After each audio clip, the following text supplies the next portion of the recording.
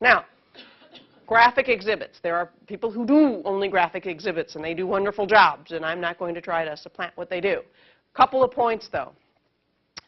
If you are going to go ahead and prepare an exhibit, be sure that you don't trade the economy of material in one exhibit. That is, I don't want to do 3 exhibits because maybe I could get it all in one and only pay $150 once or whatever it is. Or I can do 1 PowerPoint slide and get it all in instead of doing 5 PowerPoint slides. No, we want the message to be easy, clear, instantaneous, and a single message. So if you're doing a timeline, for example, I suggest that you not put the whole timeline out in front of the jury at one time, but rather you, however you want, build it as it's relevant.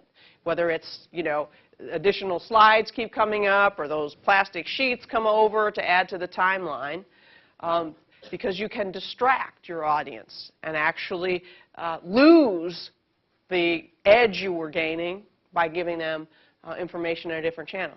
The other thing we can make the mistake of doing is failing to recognize human nature when we're shown something, especially when we're shown something in court, especially if we come in with a bit of a belief that, people are playing a little game of hide the ball here, and I got to keep my eye, on these attorneys to make sure nothing is trying to get by me. And one great example I have seen often is whether it's a piece of testimony or a paragraph out of a contract or something, we go to the great lengths of blowing it up. And I support foam board blow-ups, even in this day and age where it's really easy to do PowerPoint. There's a time and a place when you want something on nice, solid, something you can point to and bang on and not just have it appear with a PowerPoint, although I think it's very important to have that as often as possible. There's times when you want it 3-dimensional form. Well, we blow up this page 1 or page 2 of the contract, for example, and we want to argue to the jury paragraph C, let's say. So we blow up the page and we have paragraph C all highlighted in yellow, right? And we put it up in front of the jury and we start talking about paragraph C. And what's the jury doing? The jury, just like you and I would be doing, we're reading paragraph A, B, and D, right? Because, we want to say, wait a minute, what's going on here? I want to see the rest of it. You do it, right? You put up a letter, a piece of correspondence, and people are reading the other paragraphs that you don't refer to. So now they're not only not looking at paragraph C, they're not even hearing you because they're busy reading. So one of the things we want to be sure we do is when we put something up, we show them, no secrets here, no sleight of hand. Here's what this is. It's page 2 of the contract. Paragraph A talks about the location, and that's not at issue here. You can see it's talking about the address. And paragraph B is the size of the parcel. And no one disagrees, but you get a chance to see that. And paragraph D, whatever it refers to. Now, ladies and gentlemen, paragraph C is what I would like to talk to you about. And now you have brought their attention into paragraph C instead of disperse it in several different directions. Now, there's bonus points you get if it isn't enough already that they're getting the information, they're more likely to retain it.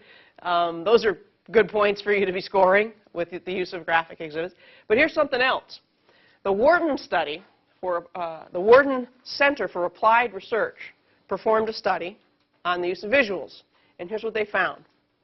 They found that people were more likely to say yes and to act on a recommendation when the presenter used visuals in making the argument. Those are 2 of our goals, aren't they? To agree and to act on our recommendation, which would be fine for my client, right?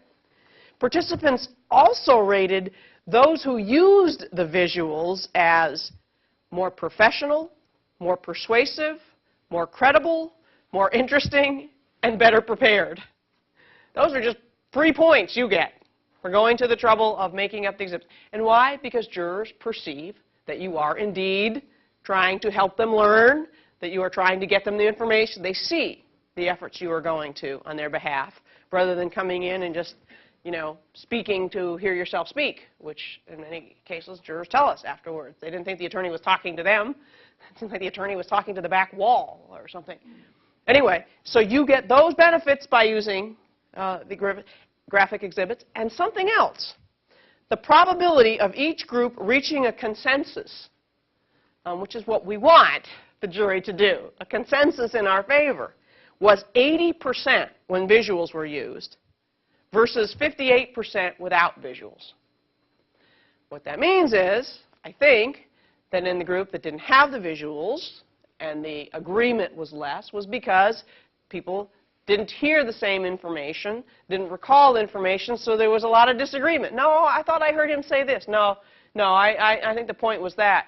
And there's this disagreement versus the group that had the visuals was able to say, no, yeah, that's right. That's what the doctor said. Yeah, he testified that the body temperature was, 102 or whatever. That's right. Yeah, no, I remember that. Yeah, I remember it was on the chart. I remember that.